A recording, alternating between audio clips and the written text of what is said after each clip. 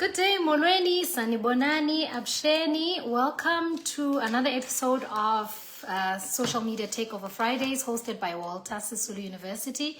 My name is Andy Mafunda, and today we are joined by Zenande, Tukute, Silosini. We'll be in conversation with her today. So, let me remind you, while we're waiting for her to join, let me remind you that 2025 academic applications are still open. And also, while we are having the conversation with our guest, you may ask her a question, or if you want to ask her something, you want to compliment her, or you want to say hi to her, please do so as we are having the conversation. Just drop a comment on the comment section and we will be able to ask for you. Guys, can you see? Look very pretty, very gorgeous. This is spring, man. You know, we must have these bright colors. We must look all sorts of gorgeous.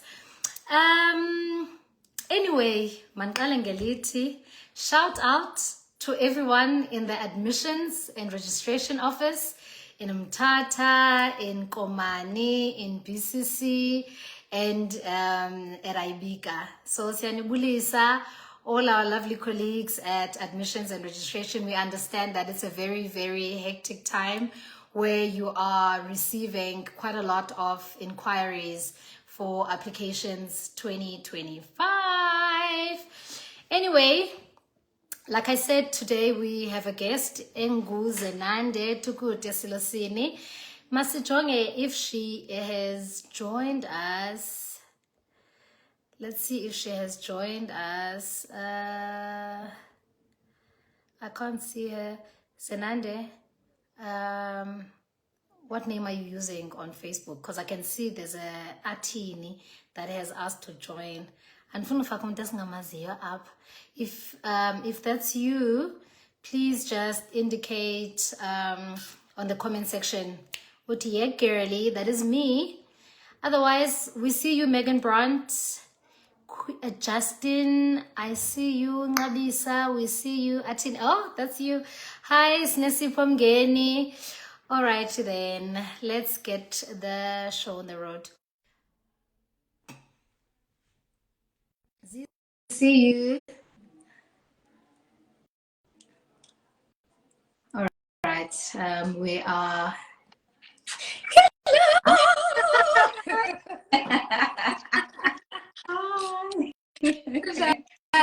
I'm good.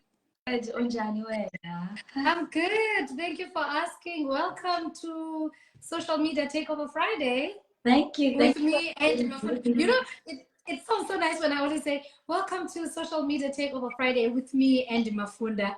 Oh, man. Oh, man. Thank you so much. Are you good, though? I'm good. Good. Tired, but good. Oh, yes. Thank you for joining us. We like your background wherever you are. It's a gorgeous background, just by the way. Just disconnect. All right. Okay. And now we've started our show very nicely on time today. Just a heads up, if we have people, we've got viewers who are watching. If they have questions, they will post them on the comment section and then we'll ask them. So as we are having our conversation, I might just pop in a question that's been asked on the comment section. So it's not like that. But if there are no questions, then we'll just have our conversation. It's not Nina, you confuse things. You guys say, I have an interview. No, it's a conversation. No, it's like an interview. What do you tell people that no, I have an interview? Interview. So a lot of people get so scared. I thought it'd be like a work interview, but then it was so nice because we say stuff money, but no, man, it's just a conversation. So feel free, relax. And let's enjoy our hour together when we are sharing all the information that we share with our potential applicants, potential students at Walter Sisulu University. So this platform is it's like a student recruitment where we bring guests who are our alumni to share their experiences that they've had at Walter Sisulu University. So let's us start, and let me ask you to introduce yourself. Who is Zenande? Where's she from? And why did she decide to study at WSU? Okay, thank you so much. As you already said, my name is Zenande. Originally it was Zenande Tukute, but now I'm Zenande Silosini. So I'm a wife, I'm a mom now. I am a qualified medical orthotist and prosthetist. I work at Free Hospital. I stay in East London.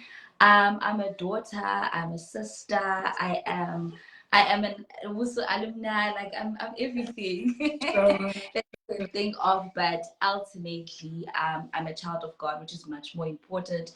I pride myself so much in that because it's such an honor to even say that. I love my career so much. What else? Yeah, that's just me in a nutshell, basically. Okay, so what did you study at WSU and why did you choose Walter Sisulu University specifically? Okay, so I studied medical orthotist and prosthetics. Why did I choose? I chose WUSU because one, I'm from Tata, so it was very convenient for me to be around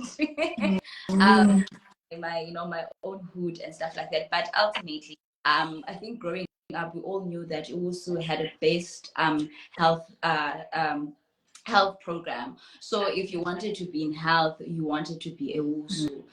So I also because I knew, but if we health, like even when we grow up, our mothers will tell you, health and yeah, it also. So because it was known for that, I didn't see a reason of having to go to universities that are far away.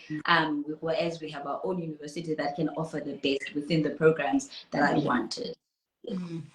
So what is medical orthotics? And like what is it? I mean, like we hear you, it says medical and you are talking about health programs. What is medical orthotics and prosthetics, and how did you get to hear about it for you to get this interest to study? Okay. So medical orthotics in the plain definition we always use when we get in first year, because we are asking what is medical orthotics and prosthetics. So firstly, medical orthotics and prosthetics is divided into two. There's orthotics and prosthetics. So it is a branch of medicine that deals with making orthotic and prosthetic devices. So when we talk about orthotic devices, we speak of braces, supporting braces that support or correct certain deformities. And then the prosthetic side of our degree deals with what you would call with making like a limb, replacing a missing limb ultimately. So there's a prosthetic side. So if someone is amputated, we therefore replace that missing limb with a prosthetic device. So it is a medical branch of medicine that does that. It gives support to deformities or restores a missing limb.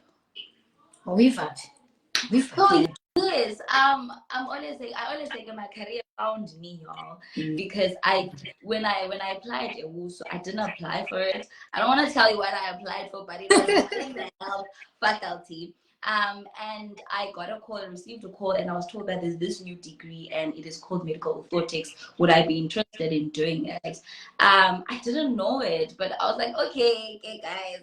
But when I researched about it, I literally was so shocked because it literally met all my desires. When I grew up, I wanted to be a doctor, but also wanted to be in the engineering field because I just liked the whole process of having to make or design something. It just seemed so fascinating, but at the same time, I loved dealing with human beings. Like I'm a very outspoken person, so I wanted to deal with people on a daily basis. So when I read about it on the internet, I felt like it just met my expectation and my desires. Was exactly what I wanted to do. So it found me and I fell in love with it. Nice. Now you are from a home with rules. By 6 o'clock you must be at home. curtains fanele zivaliwe, fanele bese ulayitile, and now you find yourself in this whole new environment at university. No one is telling you what to do, when to do it, or how to do it. So how was that transition for you from staying with whoever, parents at home, to being all alone and having no one giving you instructions on how to deal with your life? Oh, okay. So generally, I grew up quite independent. My mom always says this, that I'm that one child that she didn't have to teach a lot of things. If you told me something and you gave me, these are the things that you're supposed. If you give me instructions, I'm a very good follower of instructions. So I grew up quite independent.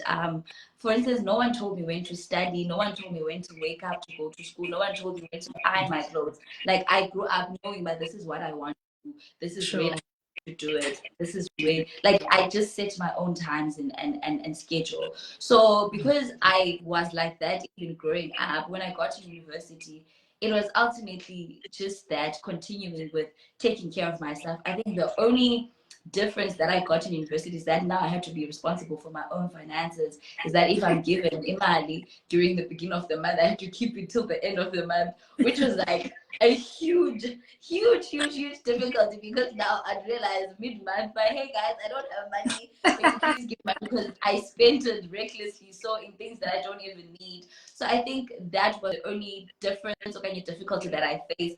But in terms of transitioning into not being told what to do or being told what to do, it was never really a difficulty for me. Like, it was like, oh, okay, this is what I'm used to doing. And growing up independent really helped me. So I didn't really have difficulties in university. That's great. And what has your time spent at WSU taught you and shape your career and your aspirations? Yo, I want to say, if you want to be trained for life challenges, go to WSU.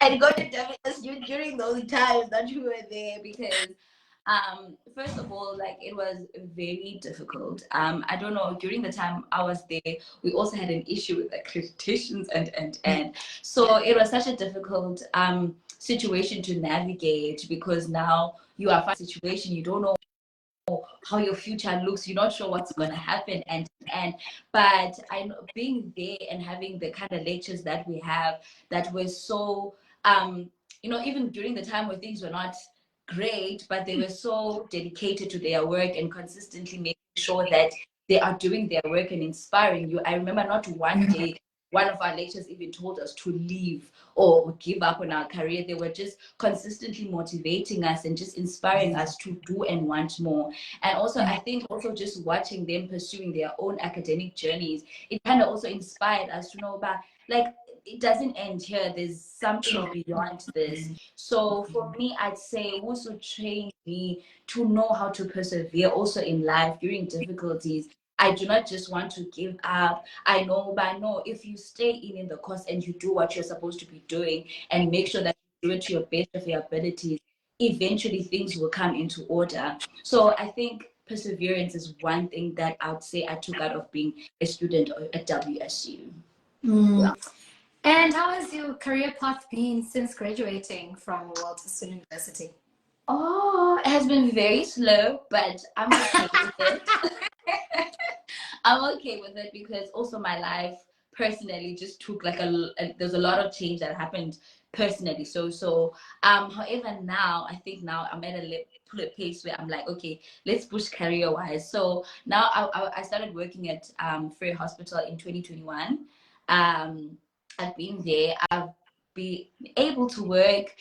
So because it's a small, career, or a small field, it doesn't have a lot of people. You get opportunities to do things that you wouldn't necessarily get in other careers. For instance, I've gotten to be able to work with, with the department in terms of assisting in training, in terms of all our 3 centers, which is Umtata, East London, as well as PE. So I was involved in training of the employees, and trying to help out when students are there.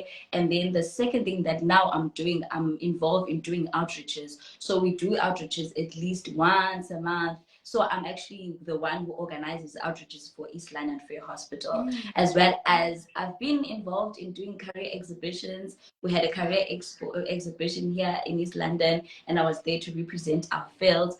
Right now, I am trying to pursue my master's in rehabilitation, hoping that I will get in submitted all the things that needed to be submitted. So my heart, because I spent so much time assessing the problems that I wanted to deal with, I realized that there is a gap within the field in terms of psychotherapy of our patients. So now I'm trying to pursue my master's in that regard of just incorporating rehabilitation with psychotherapy, because I realize that sometimes we see patients, we just deal with the physical part of them, yet they are suffering mentally as well. So for me, I just wanted to incorporate that we don't only deal with the physical being, but we also deal with the mental being, because everything starts in the mind. So if your mind is not functioning well, we will make that prosthetic for you. Work hard, make sure we give you on time, and you'll still not use it. So I wanted to incorporate that. So that is what I'm pursuing in terms of my studies or my research desire. And then what else do I want to do? I'm hoping to start my private practice very soon as well, still on the works.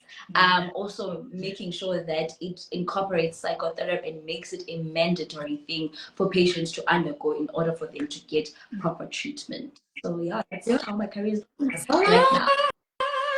That's a lot. So we look out for that practice. Please, we see guys, it coming. We see it coming. Can I just walk through the process of creating a prosthetic or orthotic device? Kwenzeka ntoni? Kusuke kutheni? Qala phi? Kuthini? Okay, I think our network is king, but I think I heard the question. So, okay, I'm going to start with an orthotic device. Let's talk instead of taking an example of a thoracolumbar-sacral orthosis, which is called, we call it a TLSO brace.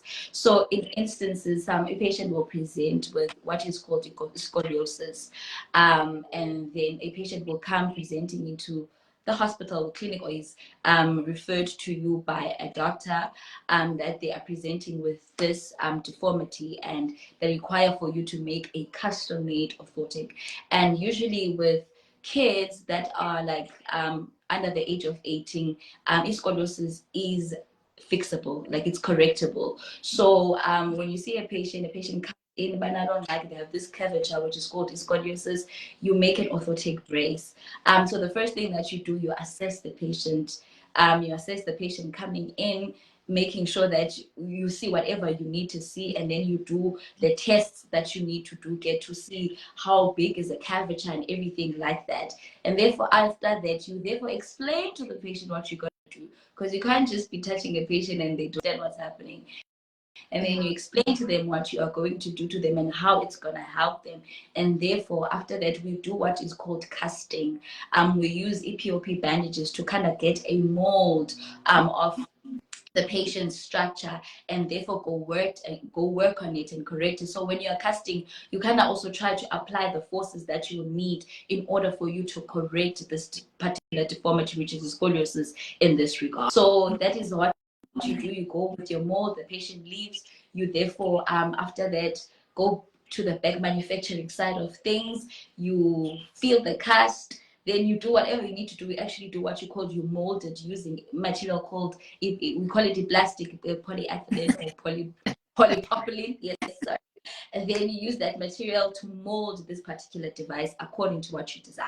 And then the patient comes in and you do whatever you need to do and you fit the patient. So that's the process. So I always say that our work does not end at us seeing the patient. It goes beyond seeing the patient. You still have work to do after you've seen the patient. So you seeing 10 patients may mean that you've seen more than 20 patients a day, because there's so much work that you still need to do when the patient has left.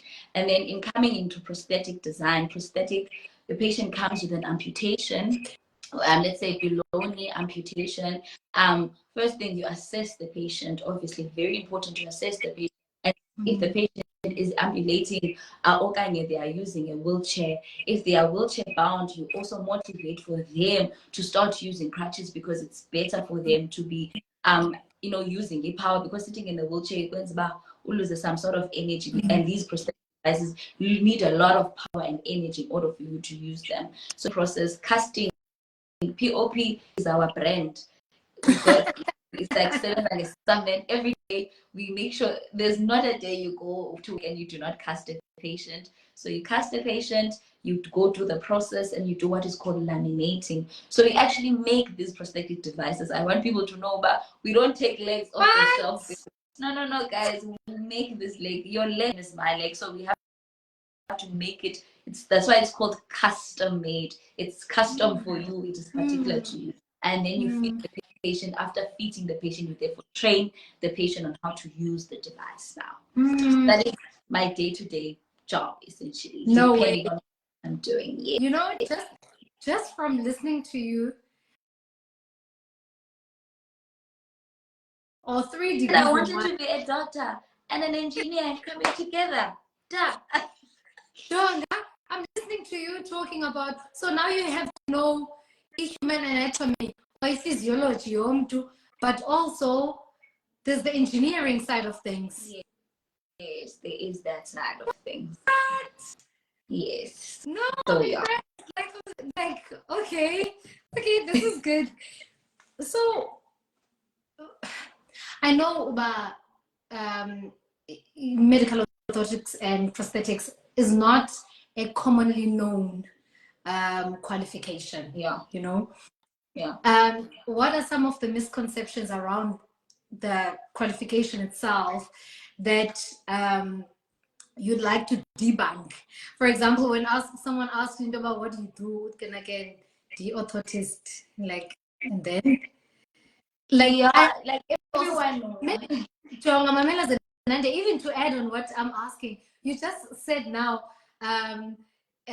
referring to a material, what is commonly known as plastic, because it's layman's language. That's all we know as by plastic, and yet professionally for you, that is something totally different, you know, and it's not even plastic, you know. It's not. It's not. So, there are so many misconceptions. First of all, the one that I told you, that people think we take legs off the shelf. It doesn't work. I know legs off the shelf, you guys. We make these things. So understand, that there's a hard work put in, there's sweat. There's so much that is put into actually when servicing a patient. So that's the first thing that I want to.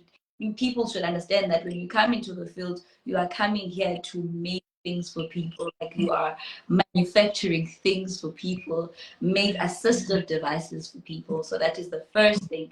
The second thing that I want is this thing, if you go to any hospital and you want the orthotic center, but you go say guys, I'm an orthotist, and for 4 years like, it doesn't work like that. I hate it with all my mind.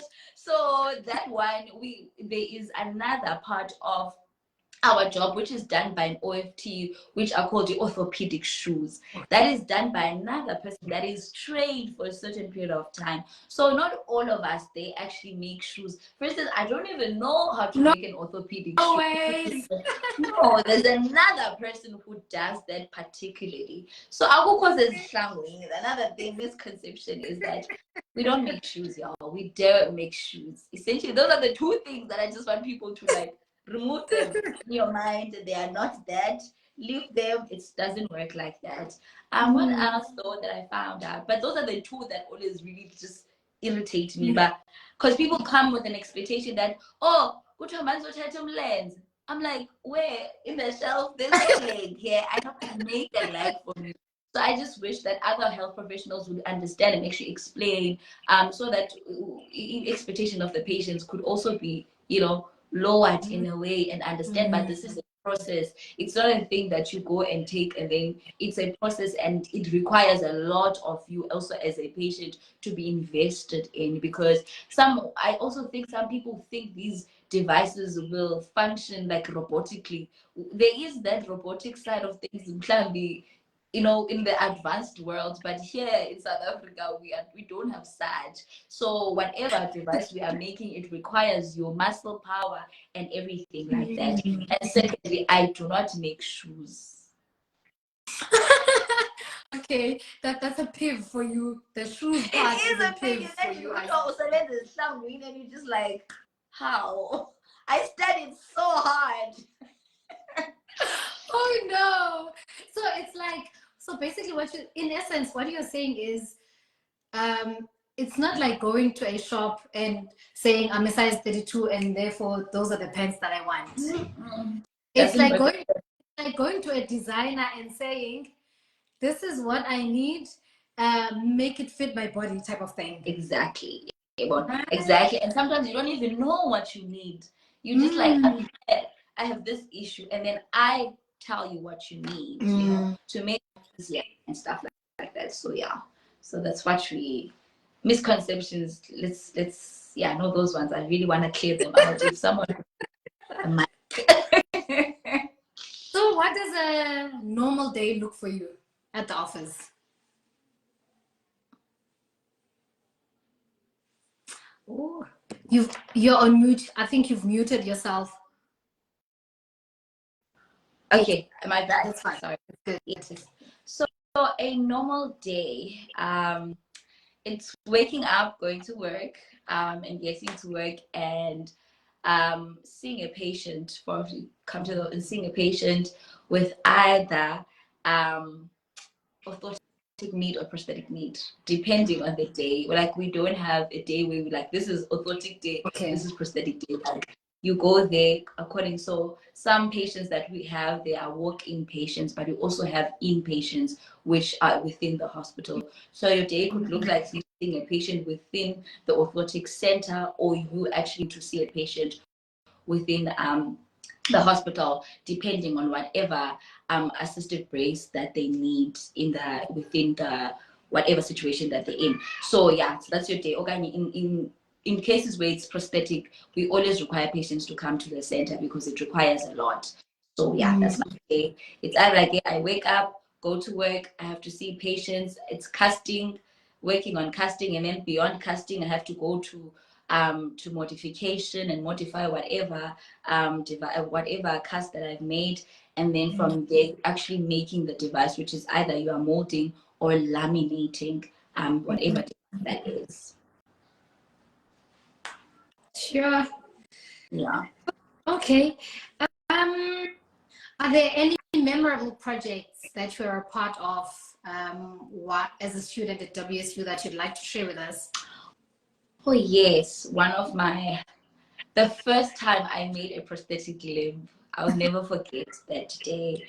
Like, every time when I need to be inspired, I think of that day because it really changed my perspective as well. Because when you're studying theory and actually getting into making a device, those are two different things. I remember we were working on a project as a group of 4. We were working with our former lecturer at the time, and we're working on this project. Then we had to call patients from our communities, and so a nice thing about WUSU, will make you call patients from your community to make yourself shine. Then and then call this community.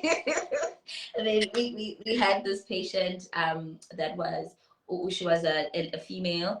I think she was around 50s, like she early 50s, and she has just recently been amputated. She had diabetes. And she came to us for casting, and we told her what we're going to do, and we're excited. We were students, and we made the device into completion. So there was day of fitting. So she comes to fit, coming with her husband that day, and we fitted the device, and the device fitted miraculously. But I think what made me happy that day was actually seeing the husband cry tears of joy.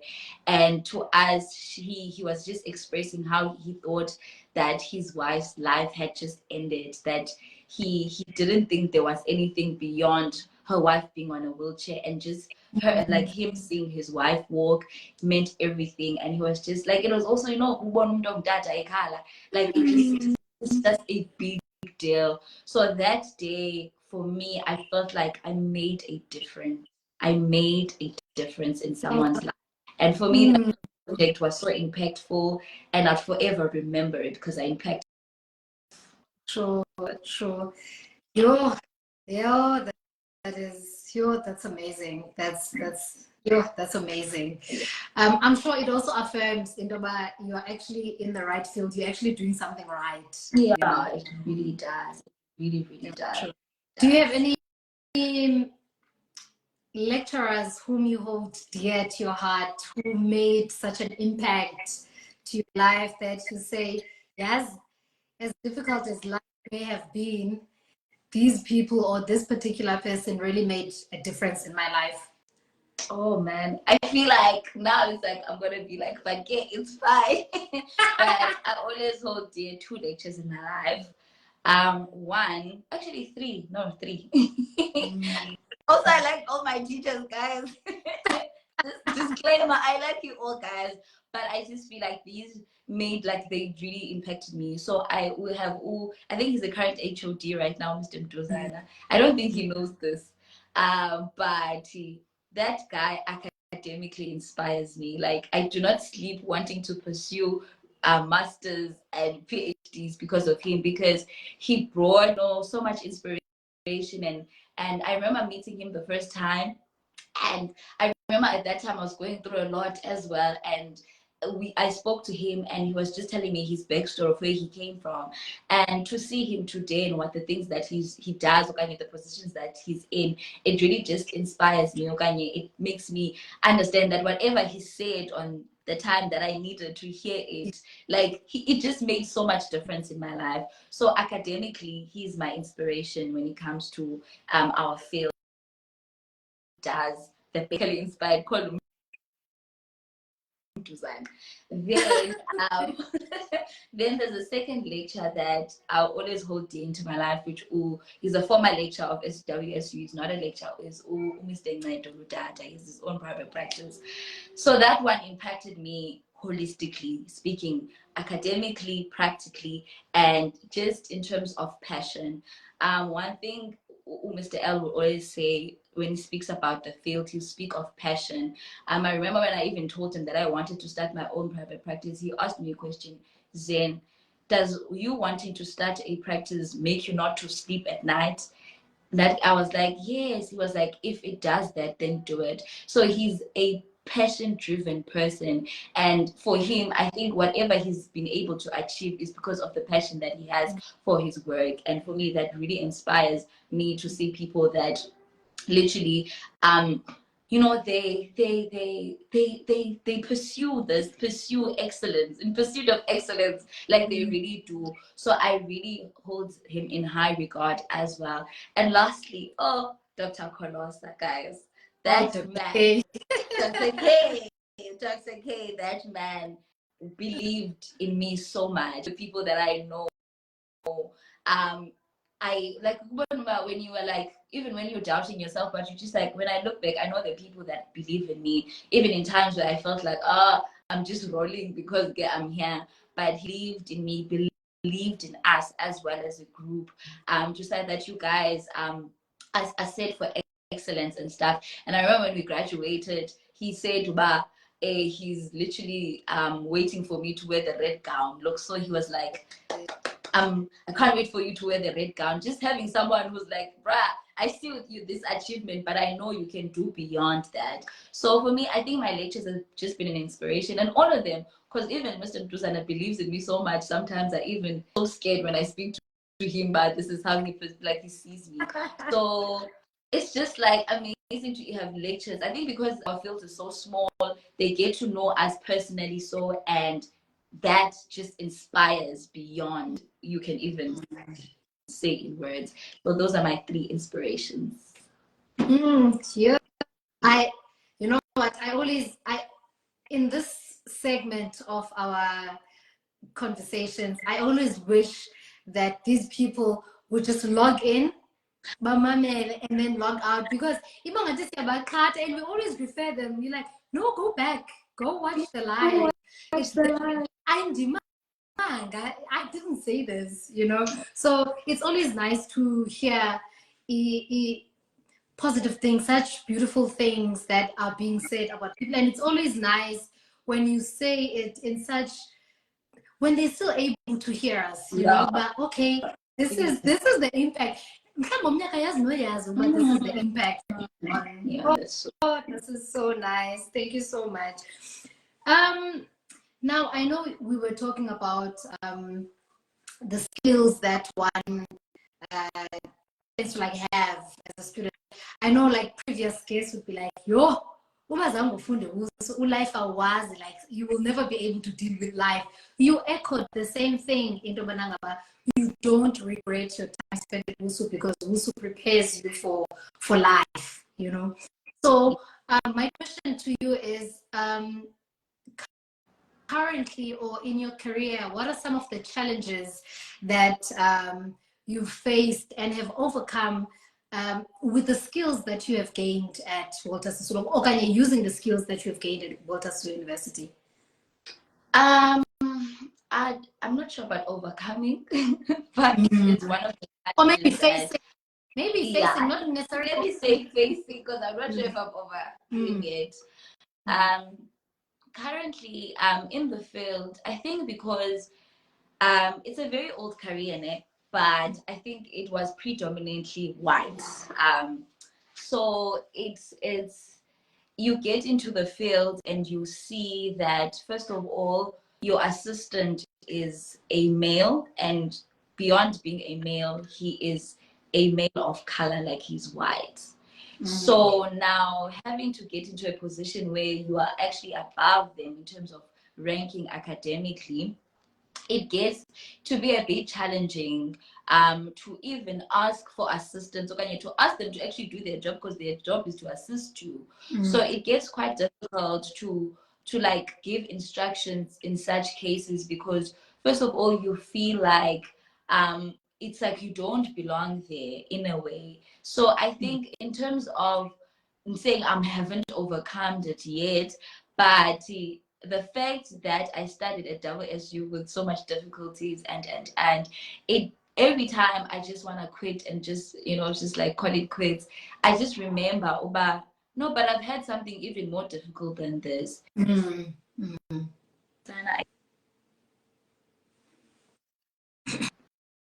Being muted, okay, even more difficult than what I'm facing right now. So it doesn't make me want to quit. Secondly, I think the other challenge within the field is that there's just a lack of growth, especially when you are within the public sector. Like there's just no growth at all, which is one problem that I'm realizing is really like an issue for me, that beyond the skill that I got, it was what then else am I getting? So I realized that now that is the first challenge that we are facing within the field. It's like it's either you stay there and progress, or you leave public sector, of which that is not the idea that we have. Some of us, we want to serve our Black community, we want to serve our people, so it becomes difficult. So I think with the skills that I got, that now I'm trying to have conversations, you know, even try to see how we can make an environment conducive for one to even grow, you know, even speaking to management and speaking to the head of departments and beyond them, the deputy directors, giving ideas on what we can do in the field in order for us to not feel that we are stagnant, you know, and that also there should be a reward for you pursuing your studies, because you realize that you have masters in Bona and you are within the field, but it doesn't matter if you are still at the hospital. It only matters if you go out of the hospital and start being a lecturer, or you open your private practice, but within the hospital, it doesn't matter. And for me, I feel like that is a huge challenge that is not supposed to be that we're supposed to be having. But I realized then that it's an issue that probably it needs people that are there that are going to be like, no, we're not going to stand for this, and there needs to be a change. advocate for change. So I think that is what I am dealing with at this point, that I'm advocating for change and progress within the field. Yeah. I know you touched on the issue of the field being male dominated and predominantly being a white qualification, or so to speak. How has the field of orthotics and prosthetics changed since you started working? Significantly, I feel like it has changed so significantly.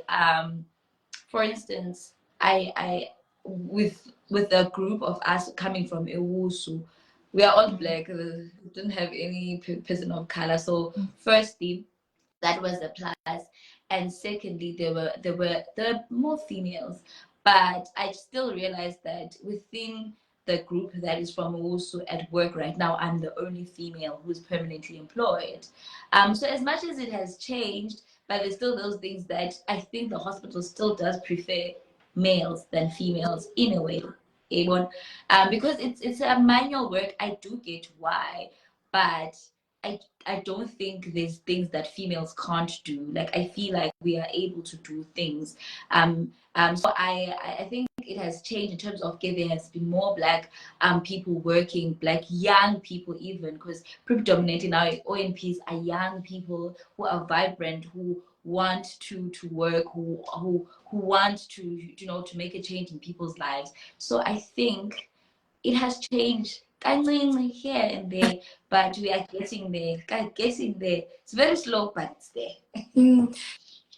Talk to me about this. So we know about in medical students, certain levels where they say they are on call. Baba, on call, orthotists, you do calls as well? Thank God, no. So when you're working in public, Tina, all our 3 centers, we don't do calls. Even in Joburg, I know they don't do calls. But I know of my colleagues who are in private, they actually do calls in private. So you get to be called for a brace during the night, especially if a patient is like develop the NVA or post-surgical, like you get to go there and actually offer your braces and stuff like that. So in the public, no, we don't do calls. Come on, it's a 9 to 5 kind of job, and then you go home and you see them tomorrow. And how did you balance school, like your books and your social life? Because yes, you're going to go about health sciences, because so how were you able to balance? Because I want to believe you did unwind. Correct me if I'm wrong. You did have a little bit of fun. So how do you balance your books and your social life? I don't know. Our network, Sana, is so bad. I don't know what's going on. Did you get the question? So I was saying, how were you able to balance your social life and your books? Because I mean, get near health sciences. Get go health sciences, because there's a lot going on. Okay. I don't know what's going on. I think our network. Sana, we are go, but I think it takes intentionality and understanding. I think it only took me getting into university to understand that social life is important as much as academic life. But I always say this, they are priorities. You cannot want to be 100% social and 100% academic. You will have to choose and sacrifice some other things. So I'm learning now as I'm growing old that there's no such thing as a balanced life. There's priorities and there's season and time for everything. So I believed in that there's time for me to study, and there's time for me to be with my friends. So that is what I do, and there's time for me to be at church. So they are sure about these, and I cannot neglect them, because if I bury myself in my books and then I do not perform into the optimum level that I want to, then I will be depressed, And if I know that I study as much as I can, and I have friends, a social life, to even have friends within the field, so that we can ask questions, help each other, you know, socially. Against like that do not assist you. Speak social life means you are speaking and you're socializing with whatever that you guys are doing at that season together. So I made sure I had so much fun. I had amazing friends in university. We had fun. I enjoyed university. Every time, like, I want to go back, guys. I want to go back. I enjoyed it because it was fun. And even studying was fun because we'd study alone and then we'd meet as a group, study together, you know, assist each other where we needed to be assisted. So it's trying to find time and prioritizing, ensuring that you prioritize. Ongoing is inevitable, honestly speaking. If you wanna honestly, like, noma ungathi noma ungafunda kakhulu uhleli uzawugoba. So if you want to succeed, if you want to be excellent, you're gonna be going through it. So just make sure that you do your level best and prioritize. I cannot stress that out. Prioritize. You cannot go a bashing the whole night and you are writing an exam the following day and you're expecting to pass, or go to church the whole night and hoping that you're gonna pray yourself into passing an exam. No, it doesn't work like that. Everything requires your time and attention, and you need to make sure that you prioritize what is important that season. Yeah. Yeah. Hey, I hear you. Yeah, guys. Okay, so I think, you know, your career is quite complex, and as interesting, or maybe as complex as it is, it's also very fascinating. However, in your view, what are the qualities that one must have to be able to thrive as an orthotist and prosthetist? Okay. One quality that I always say, because we are dealing with people, you need to have compassion. You need to be passionate. So that is a very good, big quality. We need people with compassion. I'm saying this because I'm realizing, Oba, we get into a field because we got the marks for it. Okay, you know, we are told, but no, if you study this, you're gonna have money and for me, I feel like in this field, you just, if whatever, when you are dealing with people, there needs to be compassion. So that is the first thing. Be compassionate. When I mean compassionate, be a people person. I'm not saying be over I'm social like me, but be a people person. That is an important quality.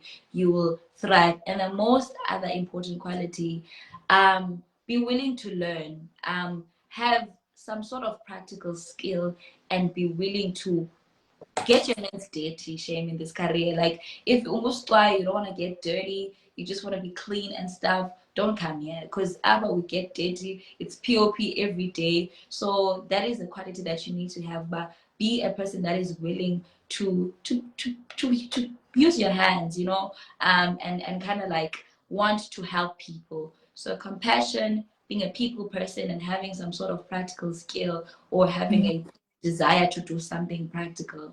So yeah, I think so. I think you can thrive with those three things. What must we study in high school for us to be able to meet the requirements of this qualification?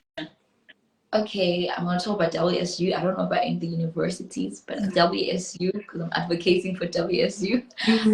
One, you need to do your life sciences, which is your biology, um, physics, your mathematics, pure maths, not maths literacy, guys. It will not assist you in this field.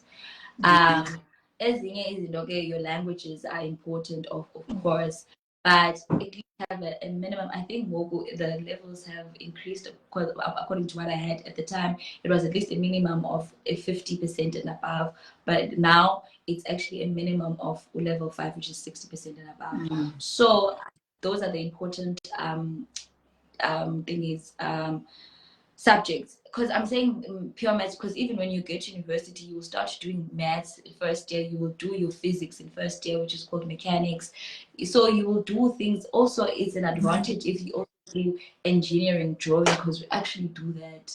So if you have any engineering studies, guys, we are more than welcome here. it will come in very handy. But if you don't have it, it doesn't mean that you can't get in. If you have your pure maths and physics, you can go far with it. So yeah, I think those are the most important ones. Speaking of designing and what, how do you balance your creative and the technical aspects of your work? Because in clown, we all mean engineering and designing, but now they find themselves studying. How do you come news about frustrated a little bit, and you are saying it's not impossible to be live with just pure maths. So how do you balance your creative and your technical aspects of work? Honestly, you're speaking to someone who really struggled. Like I struggled. I failed my drawing first year. So like it was really difficult for me because I had no engineering. Like I remember even in primary, I couldn't even draw a heart. So that's how poor my drawing skills were.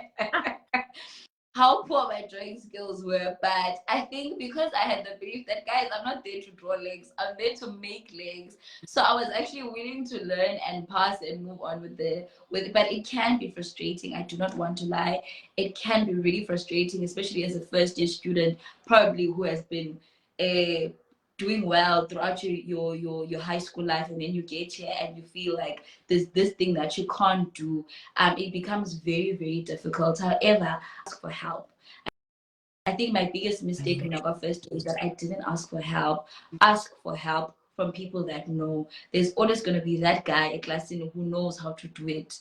Go to him, ask for help, ask for assistance, and learn. Like everything, you can learn every skill. I believe that you can learn every skill.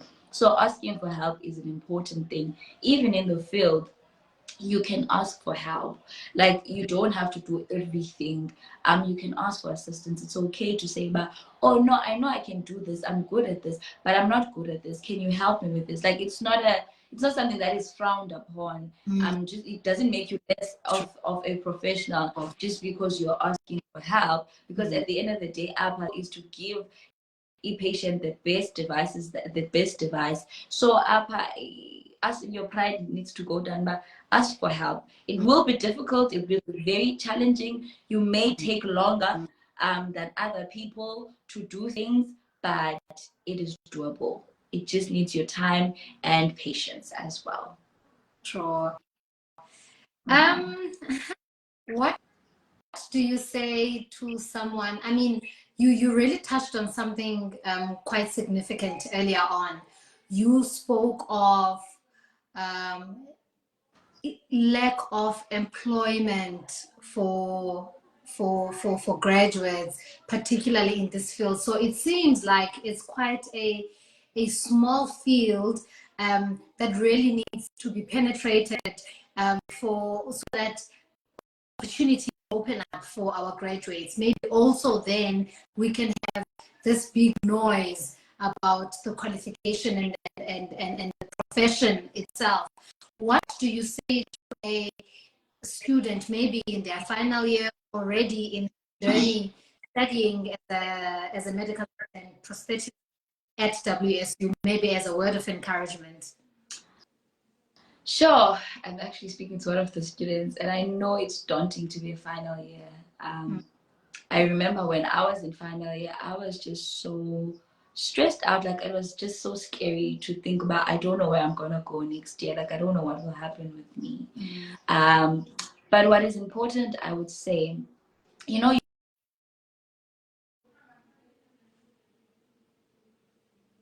Well, network is bad. I'm not sure what's happening.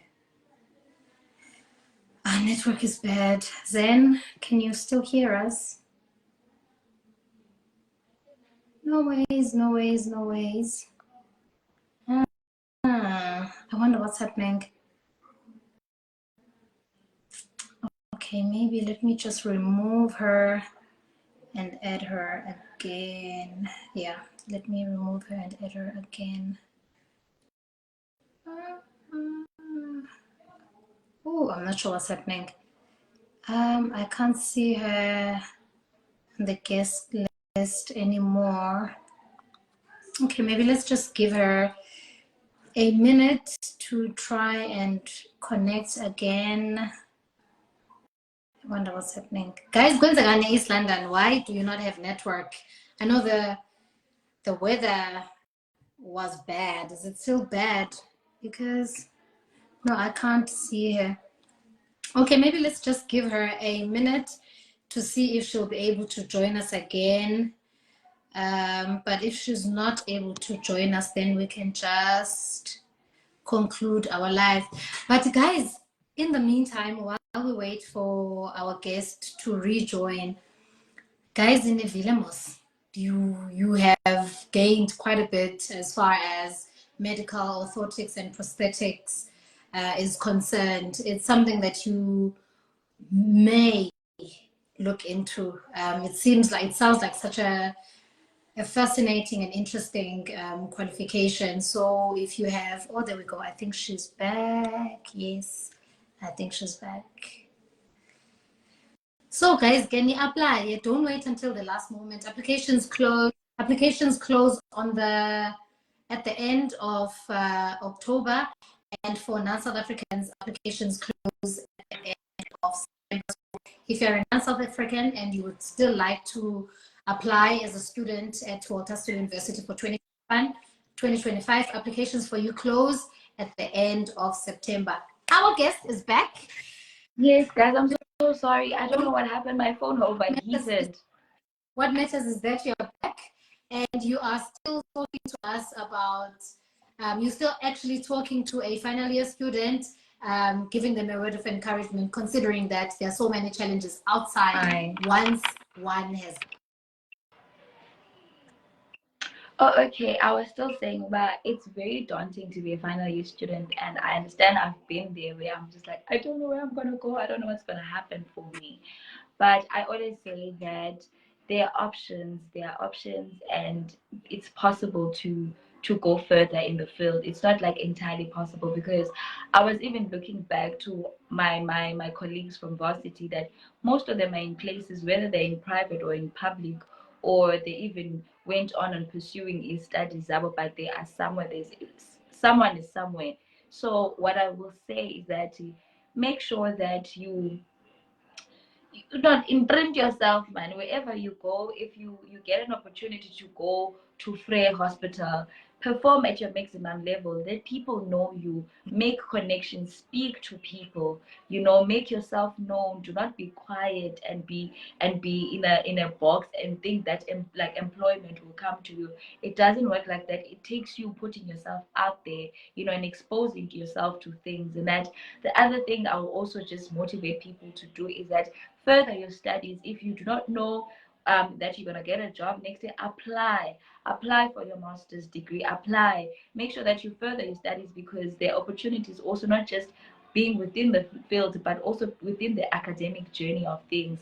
So I say that it's not hopeless. My word of inspiration is that the field is not hopeless. It can be penetrated. We are there. We are doing it. A lot of people are doing it as well. It is possible to be somewhere, but have a plan. Like, make something, like, if you do not know, pursue your studies on, and making sure that you are equipping yourself one way or the other. Mostly make yourself known. Apply into spaces, whether it's private, whether it's public. Just apply and make yourself known. Speak to people that you know that they're already in places. There's definitely space for you somewhere. Guess what? Mr. Zana is watching. He is part of our viewers. Hi, sir. But Mr. unfortunately, when you have already said all the nice things, all the golden things about him, so he missed that. So I challenge him to go back when the live is finished, and then Apinda have all the amazing things that you were saying about him. Shout out to Mr. Mjuzan from the Medical Orthotics and Prosthetics Department. Then, Yes. obviously, you must have had the team a studying pattern. You must have had strategies and habits as a student, and also now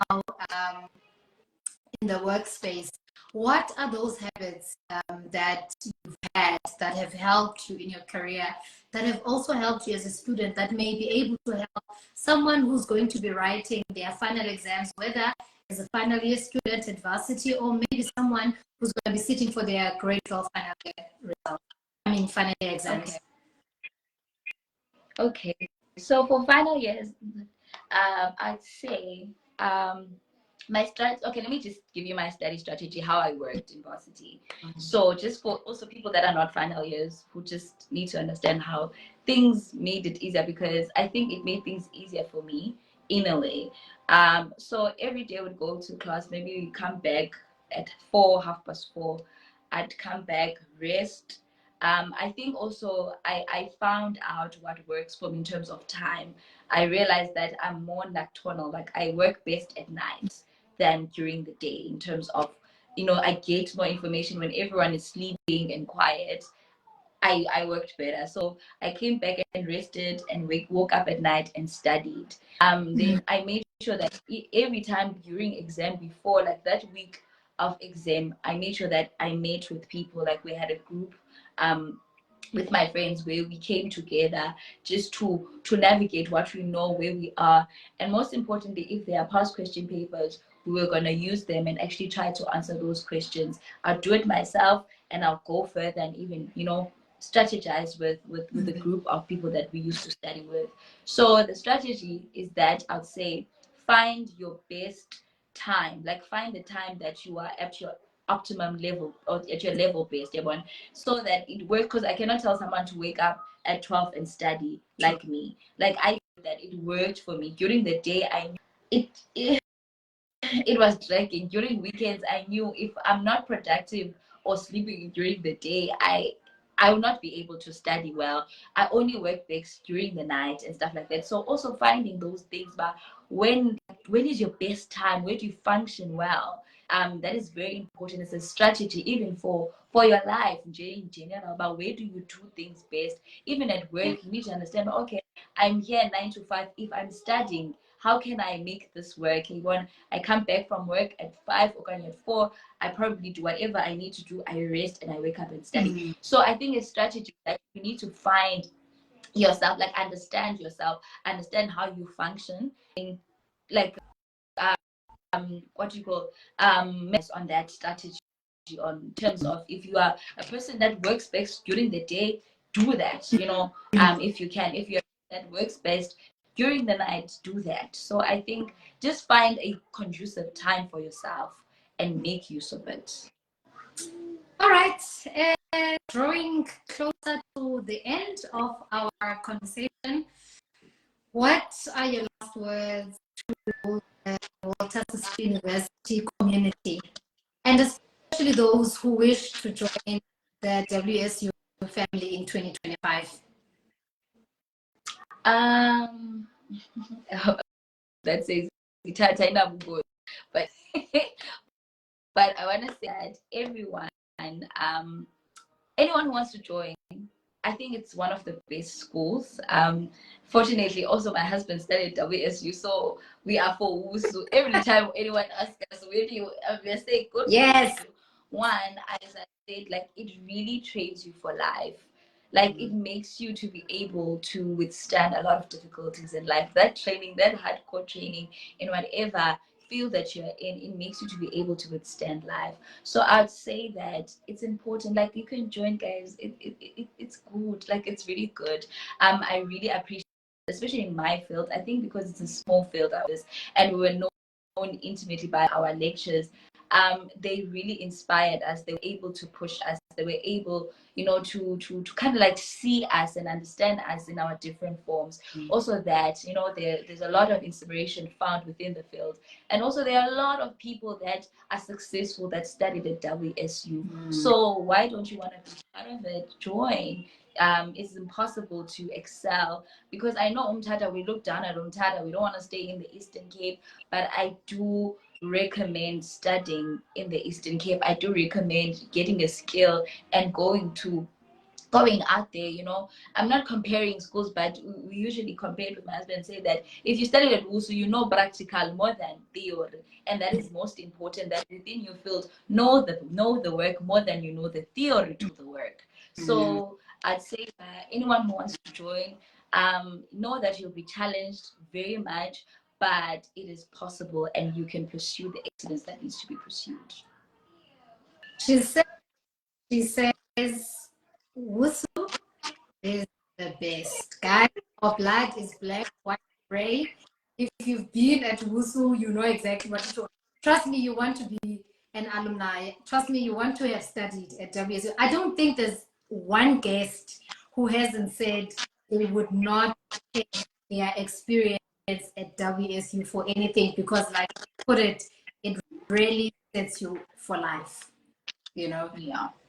So we appreciate so much, Zen. We appreciate spending time with us, giving this information to someone who truly wanted to hear it at home, because you know we've got family members who are listening on behalf of their family members or children in their family who are currently in school, who would not have this life at this moment. Of course, they will have reference to it at a later stage, but I know by the time they listen to it, whoever was listening at home would have already told them, listen, there was a lady who studied medical orthotics and prosthetics, and she is saying it is one of the best qualifications to apply for and to study towards.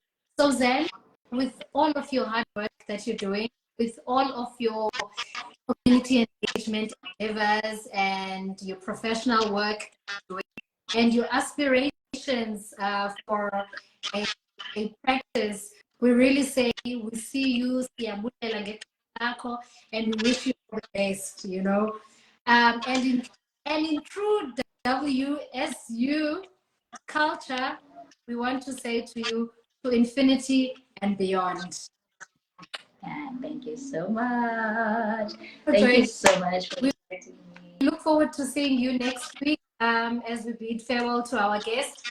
We look forward to seeing you again next week when we have an interesting and just as I think Uzan was such a, I think you are such a, what I don't as the terms is how there's a lot 2K. We vibe.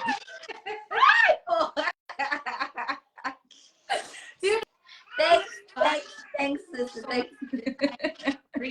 Such positive energy to our conversation. So have a lovely afternoon and an even weekend. Thank you so much. Thank you so much, guys. Thank you so much, guys, for inviting me. Thank you to Mr. Ntozana for thinking about me.